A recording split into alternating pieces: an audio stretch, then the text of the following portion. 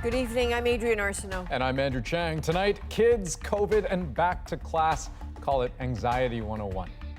I don't want to put my son on the front lines. A patchwork of back-to-school plans leaves parents in a tough spot. It's really hard to make a decision when things are changing so rapidly. Joe Biden makes his pick for VP as Senator Kamala Harris breaks barriers. The first Black and the first South Asian woman on a major U.S. presidential ticket. Why her? Why now? With the drama of a space launch, Russia says it's done it, a vaccine for COVID. But don't roll up your sleeves just yet. That's crazy, man. Fleeing the flames, a raging forest fire in northwestern Ontario forces thousands to pack up and get out. It feels like we're straight out of a horror movie right now. This is The National. Historic news from the United States tonight. The first Black, first South Asian woman on a major party ticket. Senator Kamala Harris will be Joe Biden's vice presidential running mate.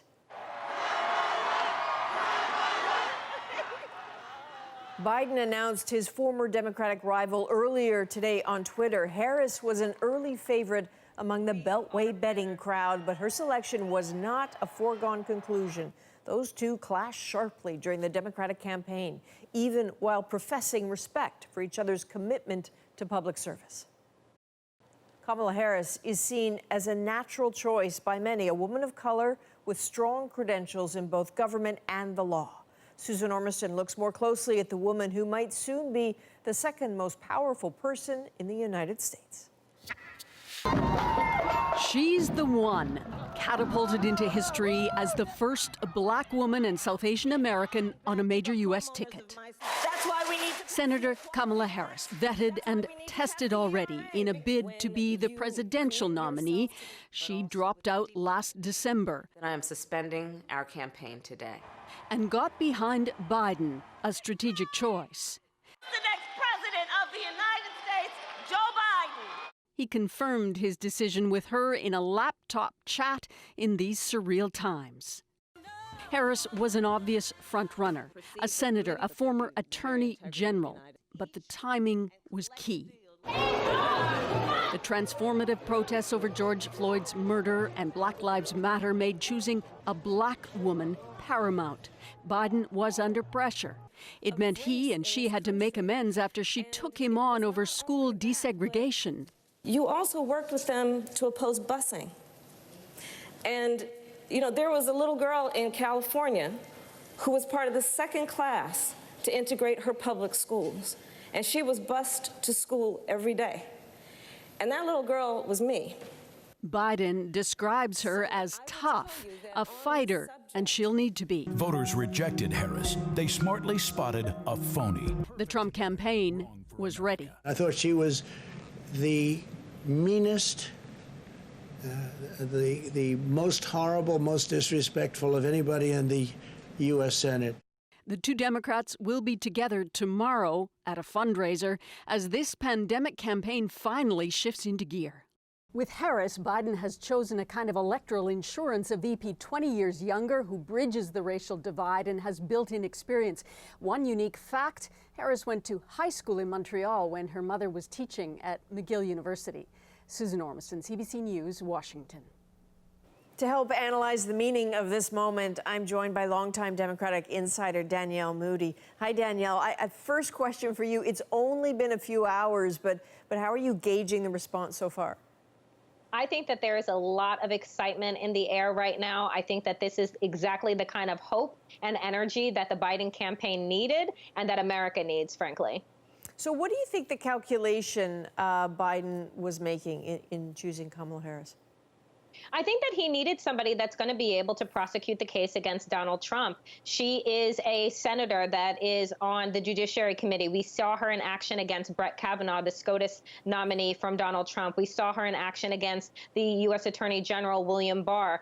Kamala Harris is not afraid of conflict, and I think that that's the kind of energy that we need in this moment against the Trump administration. So I'm hearing you say chosen to help a bit with enthusiasm and also for some oomph, but is it your gut really that this was a good call?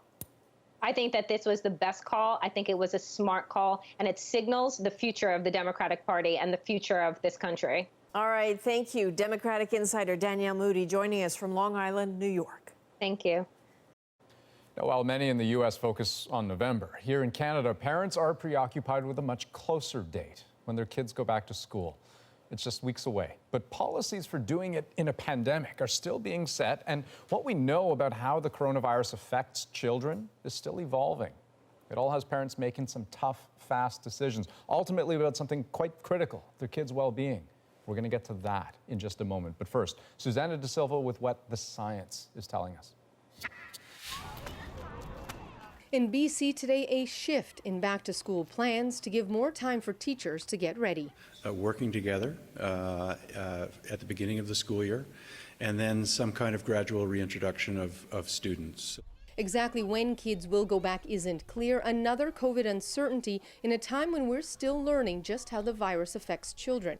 One constant, children do get COVID, but with generally much milder symptoms than adults. But there is a lot we don't know, like why a small number develop a rare inflammatory disease. It starts off with fever, sometimes having a rash, and then very quickly the kids develop all kinds of symptoms where we see huge signs of inflammations in the blood.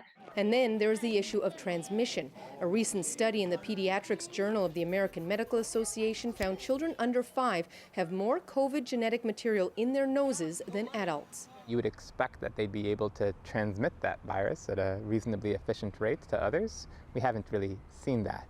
The American Academy of Pediatrics found that more than 97,000 children in the U.S. contracted the virus in the last 2 weeks of July alone, a 40% jump in the cities and states they looked at. But Canadian health officials caution Canada's situation is different, pointing out the WHO recommends a testing positivity rate of less than 5%, like Canada's, to reopen schools, a recommendation not all U.S. states are adhering to. We wouldn't anticipate getting as many cases you might have with school reopenings in other parts of the world. And those U.S. cases may provide vital information. Until we have that data, we're not as scientifically reassured that we're right in what we've been saying all along. I think we'll have similar opportunities to figure out what works and what works best, especially with effectively 10 different policies across Canada. Which means Canadians will have to continue to be nimble as this pandemic progresses. Susanna De Silva, CBC News, Vancouver.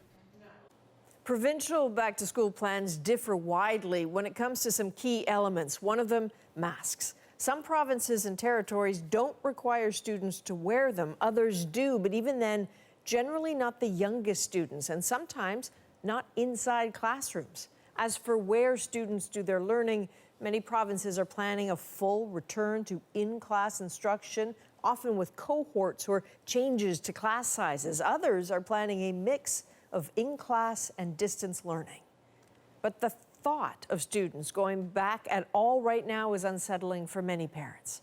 As Karen Paul shows us, that has some turning to other, potentially pricey solutions.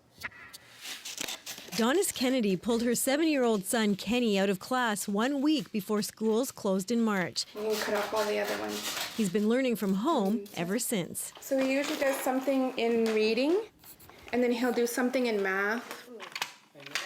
Come fall, Manitoba's elementary students will be back in class full-time. So the Kennedys have already decided if their school doesn't support them in remote learning, they'll homeschool their son, going down to part-time work to do it. Yay! It's partly to protect him, he has asthma, partly to protect the elders in his life. They're still recommending 6 feet social distancing.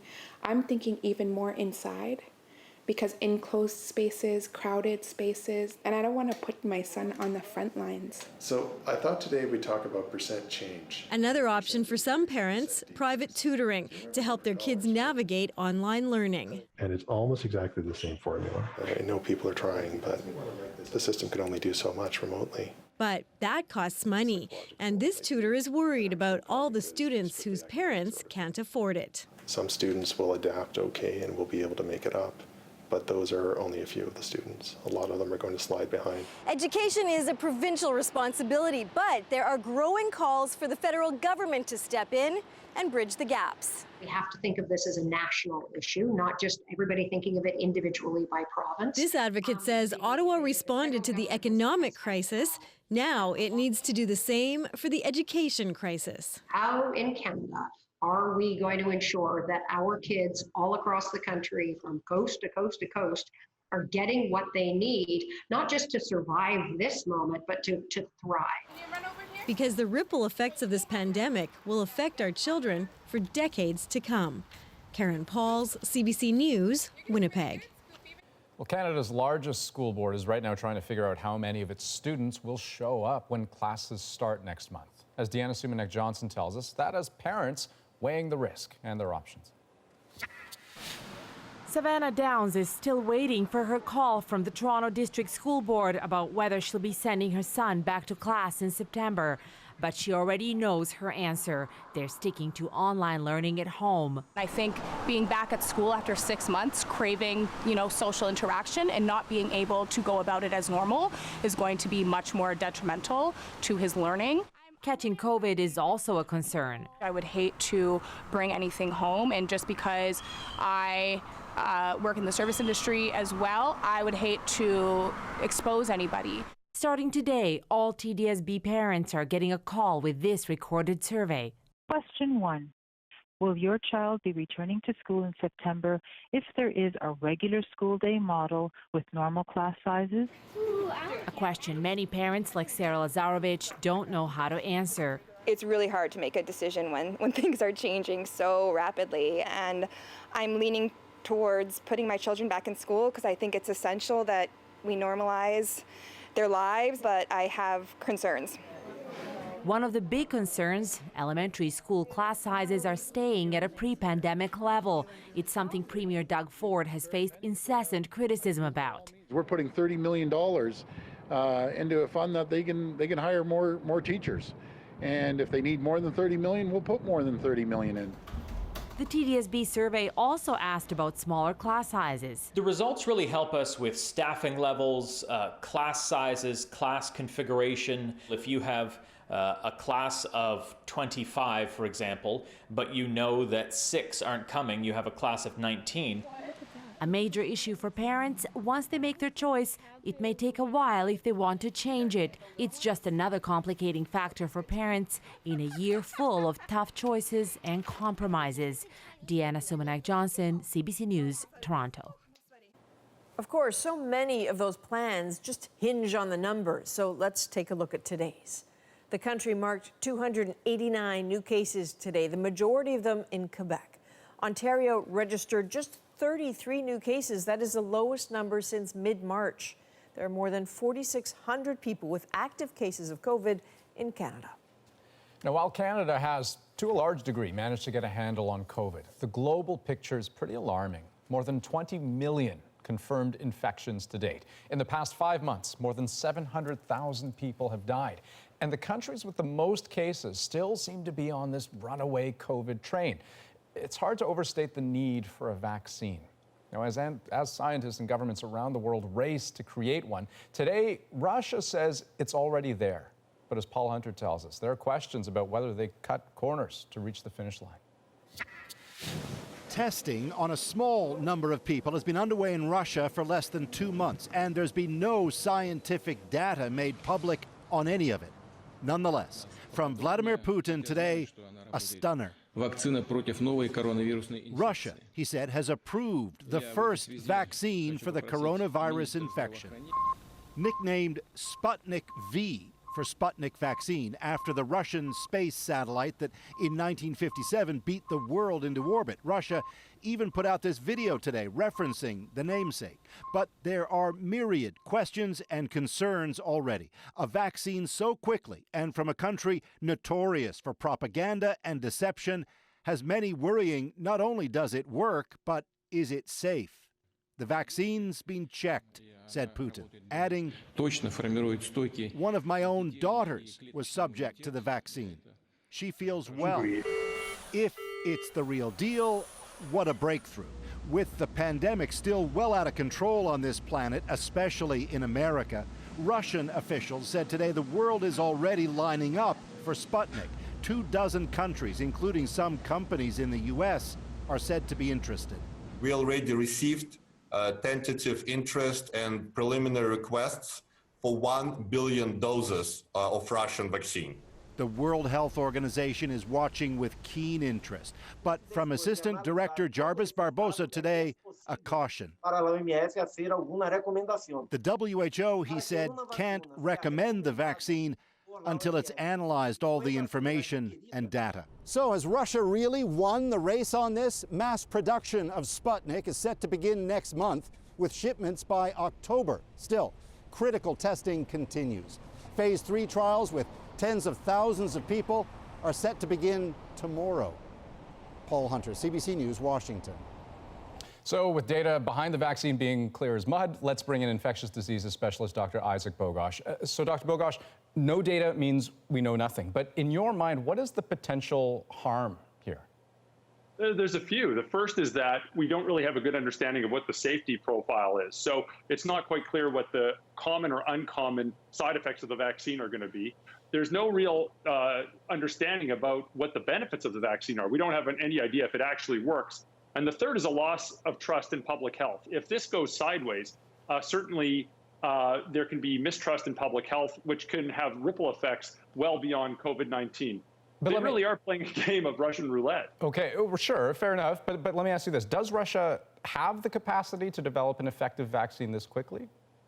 Yeah, absolutely. There's tremendous capacity in the country. They have phenomenal scientists, and they have the infrastructure to do so.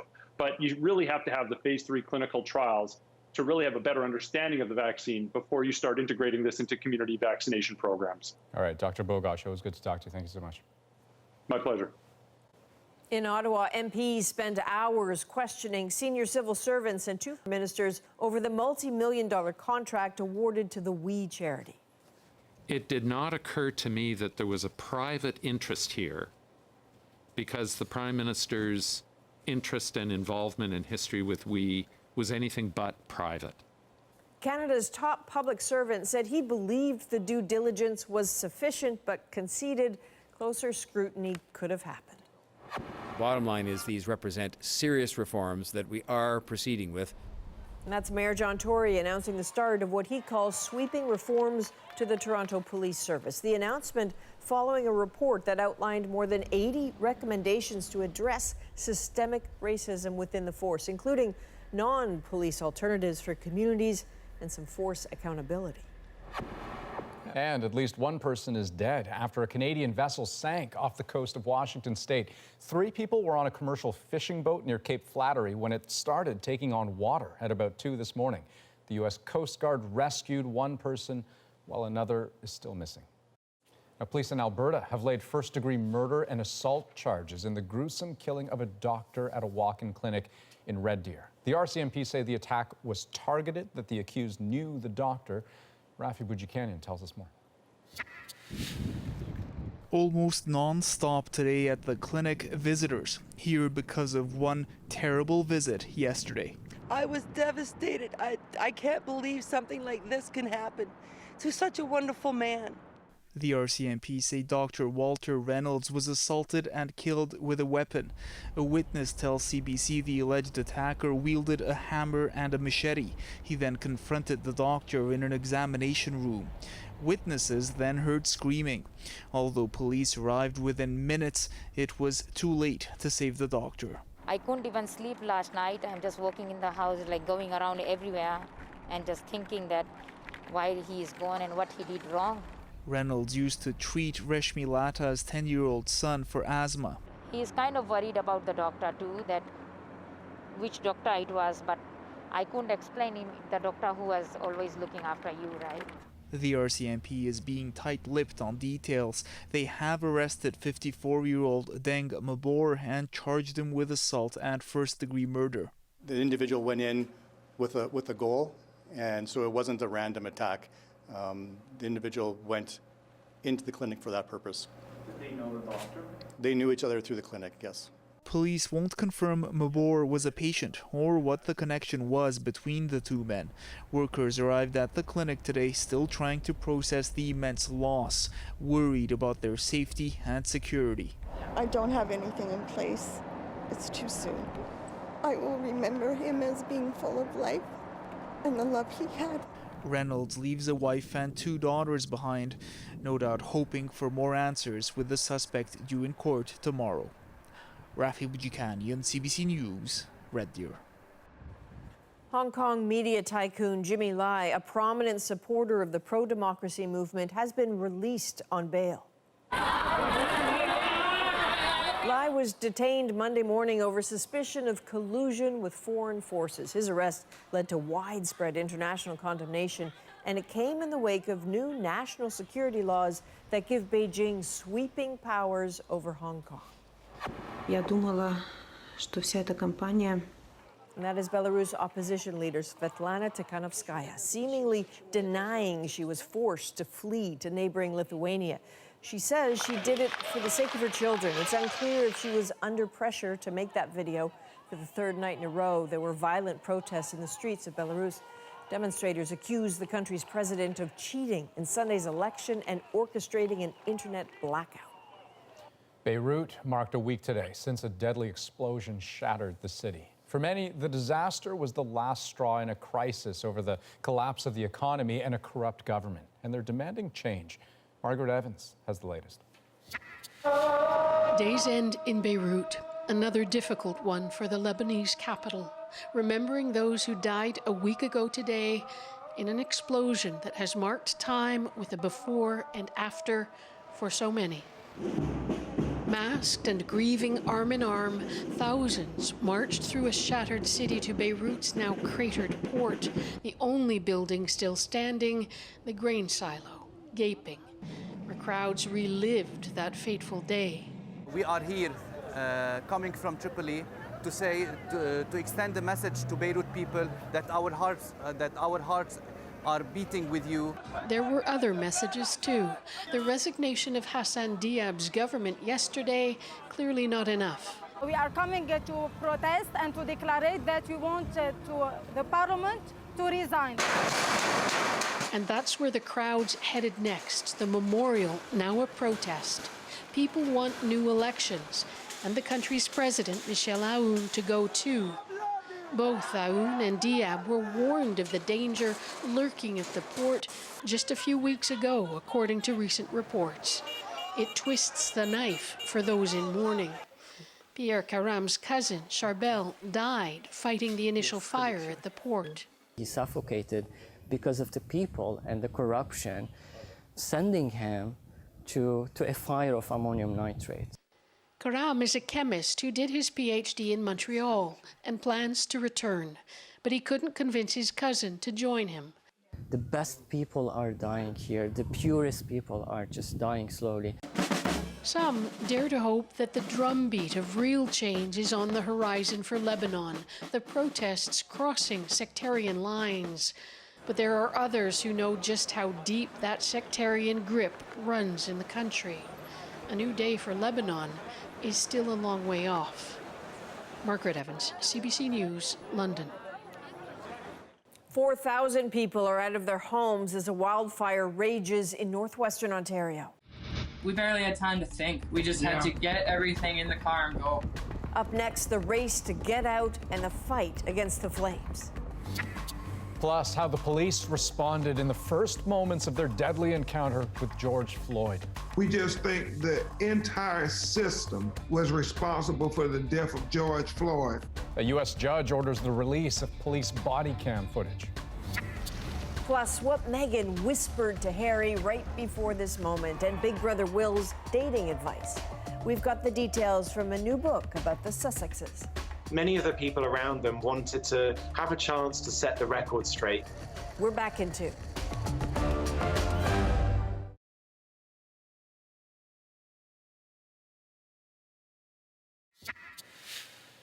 Welcome back. For much of Ontario, this summer has offered a bit of a respite from COVID-19 restrictions, but for thousands in the heavily forested Northwest, it's a time to flee. Ellen Morrow looks at the rapidly growing Red Lake wildfire that's driving people from their homes. The fire's fury lapping at the side of the highway as so many fled. Like, we went from no fire to we got to get out. We didn't even have time. We barely had time to think. We just had to get everything in the car and go. Courtney Aston and her boyfriend Logan Chabadi drove through the night after packing frantically. The couple slept in their car as they escaped to Winnipeg. Can't help but wonder if this is the last time you're going to see your home. Yeah, it's true. And that's definitely a very hard thing to cope with. The fire started just a day ago, but fueled by high winds and dry conditions, it's grown rapidly, bearing down now on Red Lake, a town of 4,000 in northwest Ontario. It's this particular fire's proximity to lives and property and resources that make it a real priority. Water bombers are battling the flames, racing against time to protect the town. Very tired. This group of friends left together, safe now, but their minds back in Red Lake, where some of their husbands are first responders. We're just kind of trying to talk to each other about like any anxiety that we're having and just reassure each other everything's going to be okay. Good to be out of that car. So are Aston and Chabadi, who have with them at least one comfort of home. We don't really know what to expect, but we're hoping for the best. It's kind of a one day at a time kind of situation. And in the coming days, a possible reprieve with those gusting winds expected to die down. Ellen Morrow, CBC News, Toronto. When we come back, the video showing the killing of George Floyd galvanized a global protest movement. Now we know more of what happened leading up to those terrible moments. A judge has released police body cam video. Next, experts break down the police response. We always used to say, why interject a pistol into a problem that doesn't need it? Plus, Black parents in this country tell us what this moment means for them and how they talk to their kids about injustice. We're back in just a moment.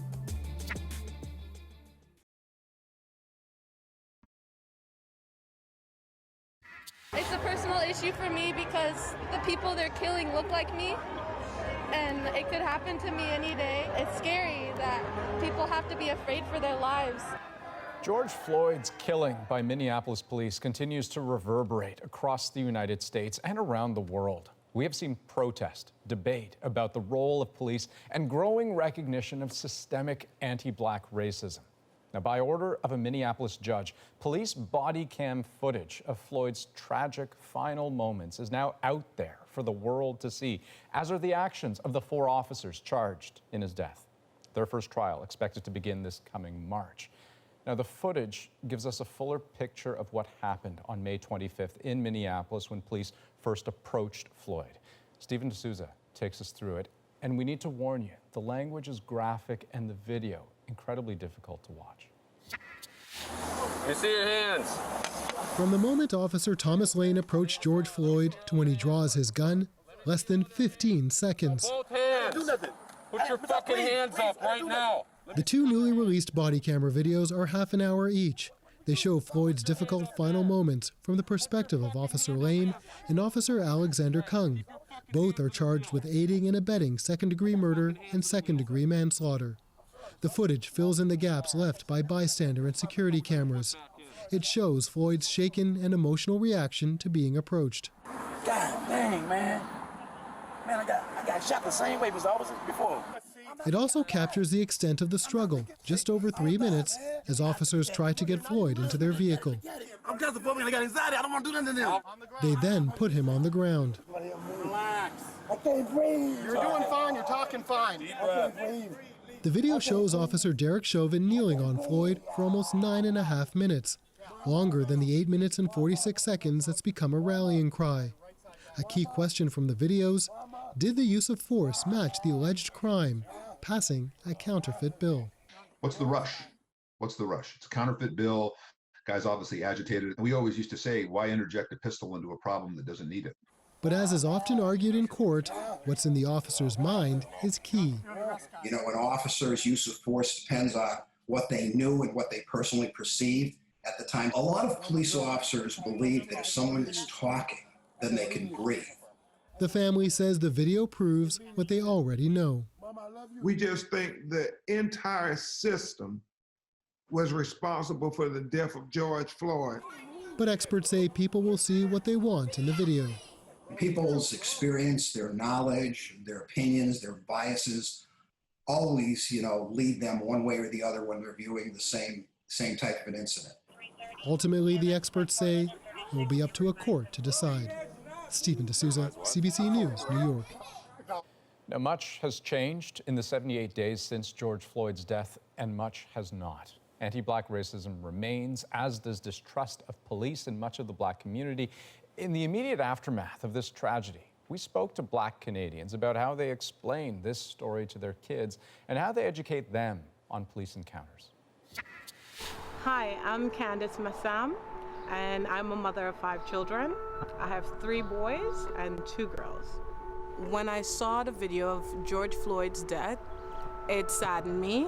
It made me lose hope in humanity a bit. My name is Jason Kwame, and I have 3 kids, 2 girls and 1 boy. The past couple days have been an emotional roller coaster. Just trying to make sense of what's happening. I'm at a loss for words. I just feel so much weight on my heart. It's just painful to see another Black life lost and not think to myself, wow, that could have been me. My name is Melanie Carrington.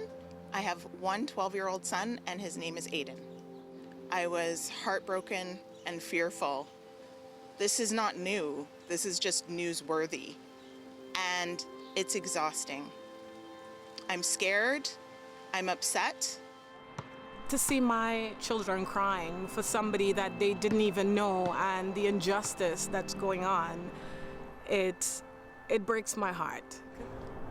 It's hard. I don't want to take their innocence away and kind of grow them up too fast.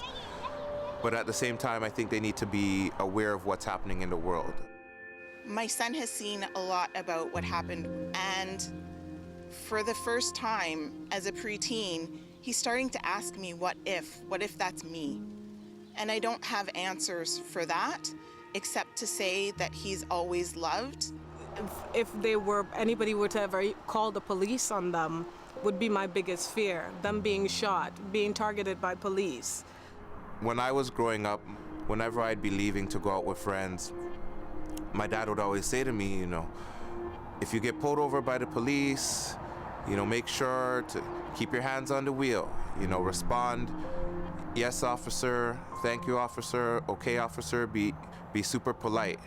And I didn't realize then that it was because my parents wanted me to come home alive. And now becoming a parent, I feel the same fears for my kids. Can they just come home alive? My fear for my son has lived through each opportunity speaking with teachers, principals, parents. Each need to remind him about what he needs to say to police when, not if, he's stopped. Because I'm raising Black children, I don't let them roam around freely. If they have to go to school, I drop them to school. I wait for them after school and bring them back. The school is only 3 blocks away. I'll teach them to be aware of their surroundings, to be aware of the dangers that they'll face because of the color of their skin and the real-life consequences that come with it. When my son started walking home from school by himself, we created a script, something that he could commit to memory to be able to talk to police. My name is Aiden. He tells them his age. I am 12 years old. He tells them where he goes to school. He tells them what he is doing. I just want my kid to grow up, to be old. When we come back, inside one of the world's most scrutinized relationships. This was a couple that really weren't afraid to share their grievances. A new book divulges details about Meghan and Harry's marriage and their split for the royal family. Next.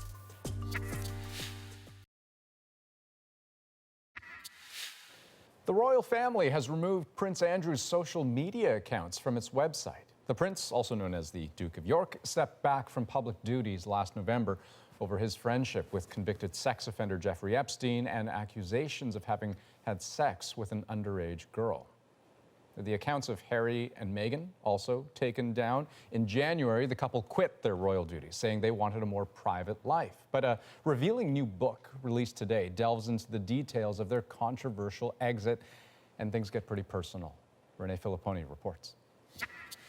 Moments before walking in front of the cameras at their engagement photo op, Meghan whispers in Harry's ear, "You got this." It's details like this the book's authors say they uncovered from interviews with 100 sources close to the royal family. This was a couple that was really on the receiving end of some coverage that seemed so far from reality, and many of the people around them wanted to have a chance to set the record straight. The book describes Prince William as unsupportive of Harry and Meghan's relationship, revealing that early on he told Harry to take it slow with, quote, "this girl." It also says Meghan was disappointed Kate didn't have her back. This was a couple that really weren't afraid to share their grievances about what was going on. They felt that they didn't have enough support.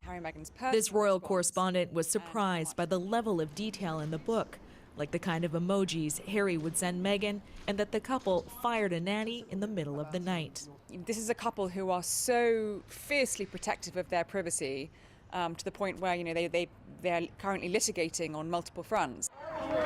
The UK media have been comparing it to a much more explosive biography written about Princess Diana in 1992, disclosing her eating disorder and infidelity. It was revealed years later the author had been interviewing her in private. The Sussexes say they did not contribute to the book, but royal watchers say it will add friction to the family anyway. It's not going to do anything to heal pretty deep wounds over Megxit and Harry and Meghan leaving the royal family to go to America. The book references a private conversation between the Queen and Harry, where she reportedly made it clear they were always welcome to return to their royal duties. But it appears, at least for now, they have moved on to their next chapter. Renee Filipponi, CBC News, London. Still ahead on The National, a happy ending to a bit of a nerve-wracking story. I just thought he was gonna fall. He kept trying and wiggling around. The story of a little raccoon who climbed his way to the top.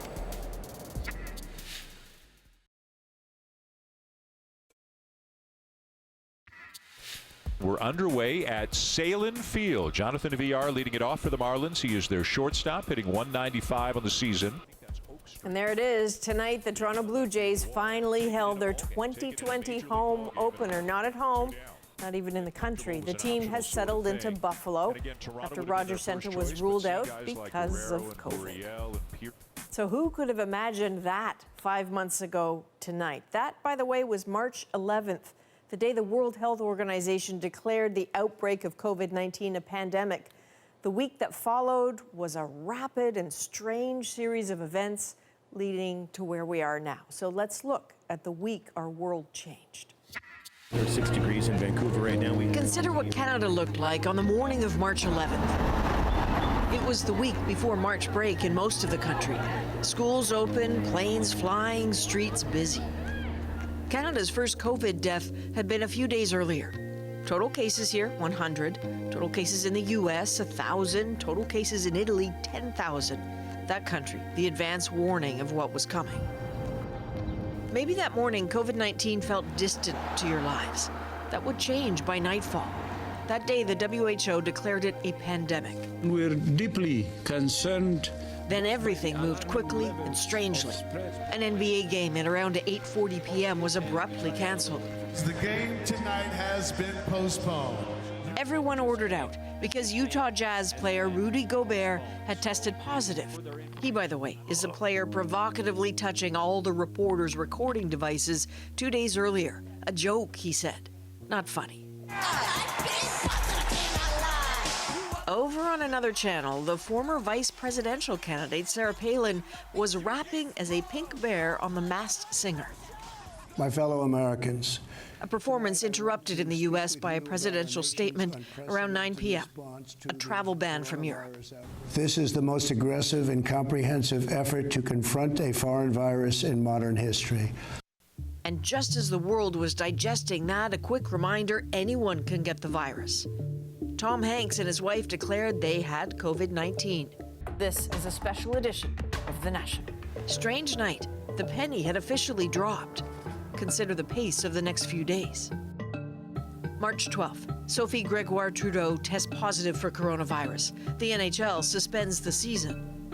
And Canada was getting to know the names, faces, and measured, compassionate thoughts of the medical officers of health, clearly worried about what was coming. And I just know how stressful it is for our healthcare system, for my colleagues, and for families that are dealing with this. The come home, then stay put message started coursing through the country on Friday the 13th of all days. Today, my advice is to postpone or cancel all non-essential travel outside of Canada. While nearly 500,000 Canadians abroad started working on trying to get home, schools and businesses here started shutting down. For a moment, at least for the kids, the idea of canceled classes felt like a novelty. I got to go with my grandparents. Anxiety had certainly crept in for the adults. Monday, March 16th, a declaration that would have seemed unthinkable weeks earlier. We will be denying entry to Canada to people who are not Canadian citizens or permanent residents.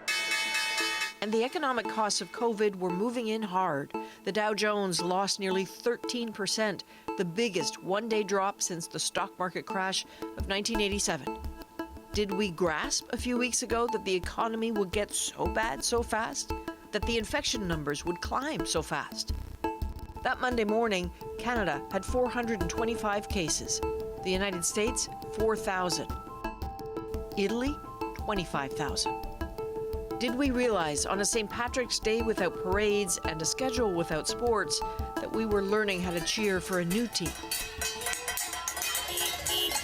This was the week we first got out the pots and pans for the healthcare workers. Think of what that ritual has become. That's the week COVID-19 became a prism through which we now look at everything. Science soared in respect. Traffic, where'd that go? And generosity? Maybe we always knew that well was deep in Canada. One COVID legacy, let's hope, lingers. Okay, so let's see how it all stacks up now, and with the help of a little comparison.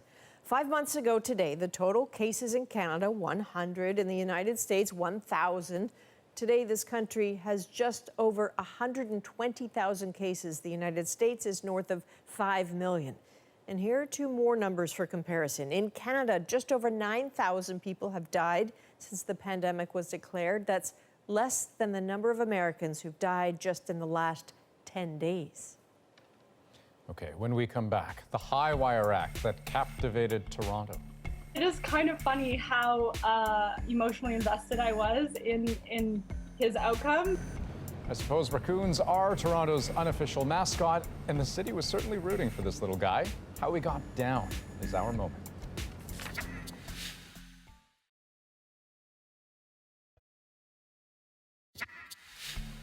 Well, this little guy has had quite the staycation. He is the raccoon who had a lot of Torontonians pretty worried about him yesterday after scaling a massive crane. He took his time coming down, earned a few fans and the angst of some concerned citizens along the way, and that is our moment. One of my friends said, there's a raccoon in the crane. And we actually have a west-facing condo. So once I saw it, I was very invested because we can look right out. We're on the 19th floor. So we basically looked right out on the raccoon. There was a point during the day where I wanted to close our blinds because I didn't want to see it anymore. I was so scared it was going to fall. It was like 11 p.m. at night and we were talking about the raccoon. And me and my boyfriend, we were like, oh, we should grab a glass of wine and sit outside on our balcony and watch the raccoon. And then I looked over at the raccoon because I thought he was napping, and he started to move. If he falls, I will be so sad. And then he kept going all the way down. We almost ran down to try to see if he got to the ground. We're so happy we saw him because if we didn't, I would have thought he fell. Right. So where is he now? That's the million-dollar question, right? Oh, they're magic. And, I listen, suppose so, yeah. people were very worried about him. You don't want to try to grab him because what if he falls? Yeah. And they were very clever. They put a trap with some food at the very top, but raccoons are more clever. He grabbed the food and left the trap. Right, and apparently they have set traps at the base of the crane as well, just to make sure that wherever he is, if he's still nearby, he won't kind of go back. Yeah, I hope so. Hope so. That is the National for Tuesday, August 11th. Good night. Good night.